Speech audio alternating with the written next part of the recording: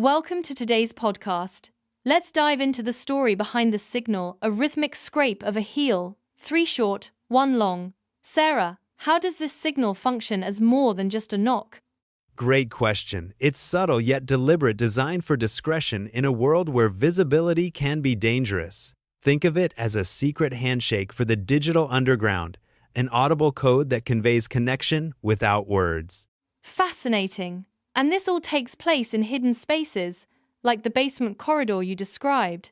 Why are these clandestine locations so symbolic in today's urban sprawl? These spaces represent resistance. They're the antithesis of the hyper-curated, algorithm-driven world above. It's like an echo of the catacombs where early Christians gathered hidden but alive with purpose.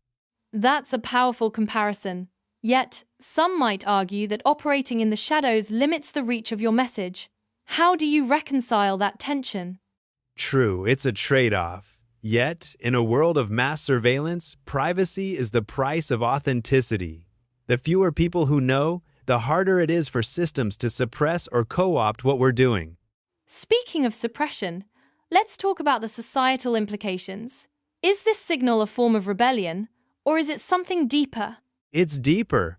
Rebellion is reactionary, but this is about preservation of identity, of truth. It's a heartbeat in a world that often feels lifeless and disconnected. I like that, a heartbeat. Still, couldn't this be seen as exclusionary? What about those who can't hear the signal, so to speak? That's a valid concern, but the goal isn't exclusion, it's survival.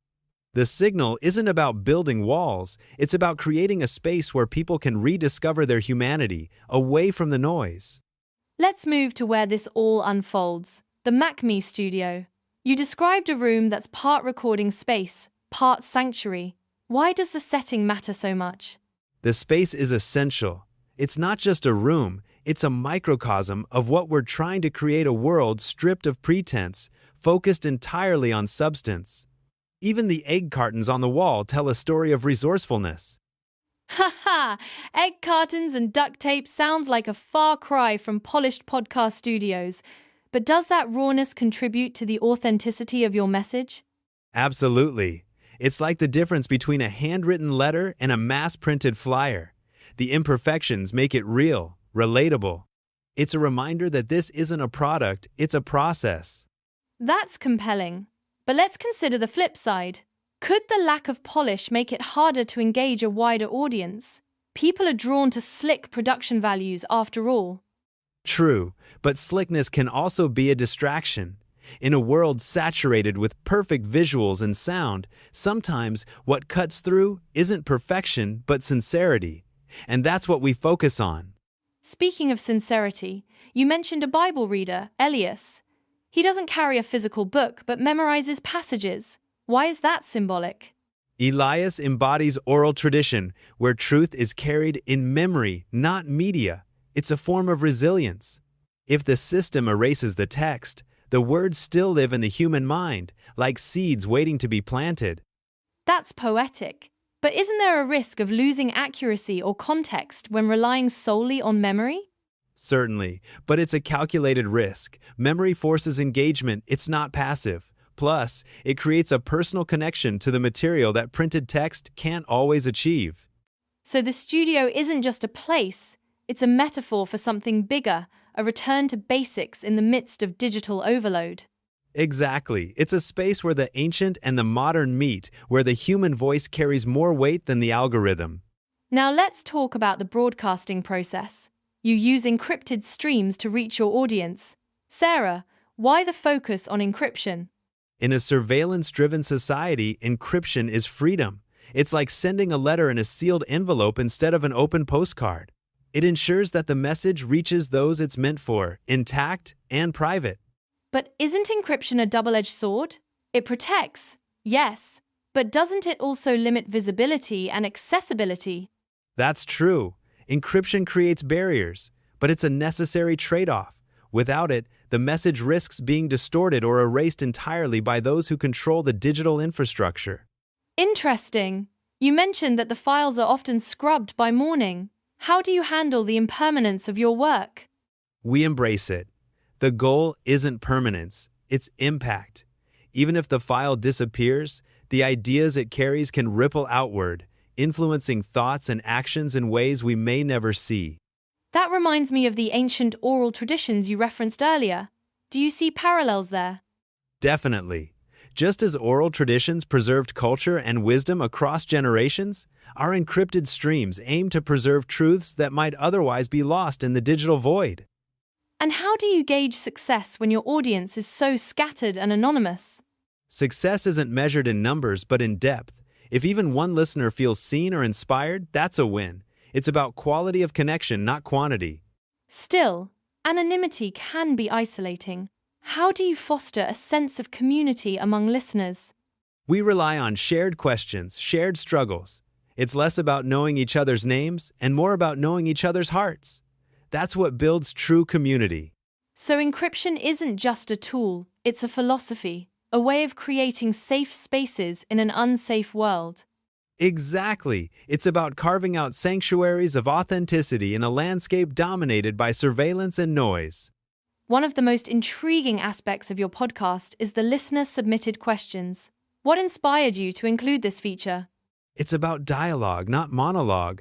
The questions remind us that we're not just speaking into a void, we're part of a larger, unseen conversation. It's humbling and energizing. Can you share an example of a question that really struck you? Sure. One listener asked, "How do I hold on to hope when the city keeps telling me I'm disposable?" It was raw, heartbreaking, but also profoundly human. It sparked a deep discussion about worth and resistance. Wow, that's heavy. How do you approach answering such deeply personal and existential questions? We don't pretend to have all the answers. Instead, we explore the question together, drawing on stories, metaphors, and shared experiences. It's about offering light, not a spotlight. But isn't there a risk of overstepping, of assuming too much about someone's struggles? Absolutely. That's why we tread carefully, focusing on empathy rather than solutions. It's less about fixing and more about affirming, saying, "We see you, you're not alone." Are there any recurring themes in the questions you receive? Yes, themes like isolation, purpose, and resistance to systemic dehumanization. It shows that beneath the surface, so many people are grappling with the same fundamental issues. And how does answering these questions impact you as hosts? It's transformative. It keeps us grounded and reminds us why we started this in the first place. The questions are as much for us as they are for the listeners. So the questions aren't just content, they're a lifeline, a way of bridging the distance between you and your listeners. Exactly. They turn the podcast from a broadcast into a communion, a shared exploration of what it means to be human. One of your standout lines was, "In a world of programming, an anomaly is the only thing that can break the loop." Can you unpack that for us? Of course, our society is increasingly driven by algorithms that prioritize predictability and conformity. Anomalies, those who refuse to fit the mold, are disruptions, and disruptions are where change begins. That's a compelling metaphor. Can you give a real-world example of an anomaly breaking the loop? Think of whistleblowers like Edward Snowden. By stepping outside the system's expectations, he disrupted a cycle of unchecked surveillance, forcing a global conversation about privacy and ethics. But anomalies often face immense pushback. How does one find the courage to step outside the loop? Courage often comes from community. When you know you're not alone, when you have others who see and support you, it's easier to take that leap. That's why spaces like ours are so vital. Still, there's a counter-argument. Some might say anomalies destabilize systems that, while flawed, provide order. How do you respond to that? It's a valid point, but I'd argue that order without justice isn't true order, it's just control. Anomalies don't destabilize, they recalibrate. They force systems to confront their blind spots. Interesting. Do you see anomalies as inherently oppositional, or can they work within systems to create change? They can do both. Some anomalies infiltrate systems to reform them from within, while others operate outside to challenge them more directly. Both approaches are needed. And what about the listeners? How can they embrace their role as anomalies in their own lives? It starts with small acts of resistance, questioning assumptions, seeking truth, making choices that prioritize humanity over convenience. These ripples can create waves. So being an anomaly isn't just about breaking loops, it's about creating new patterns, new possibilities. Exactly. It's about rewriting the script one decision at a time and inviting others to do the same. As we wrap up, let's reflect on the legacy of your work. You said, they can scrub the file, but they can't scrub the effect. What did you mean by that? I meant that ideas once shared have a life of their own. Even if the medium disappears, the message lingers. It's like planting seeds you may never see the harvest, but it's there. That's a beautiful thought. But in such an ephemeral format, how do you ensure the message isn't lost in translation or forgotten entirely? We can't control that entirely, and that's okay. The goal isn't permanence, it's resonance. If even one listener carries the spark forward, the work continues. Can you share an anecdote of a moment where you felt that resonance? Once, a listener sent us a message saying our podcast was the only thing keeping them going through a tough time. It was a reminder that even in darkness, a single light can make a difference. That's incredibly moving.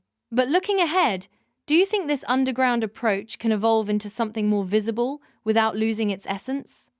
Possibly, but it would require careful stewardship.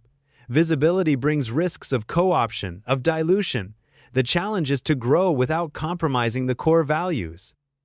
And what are those core values in your words?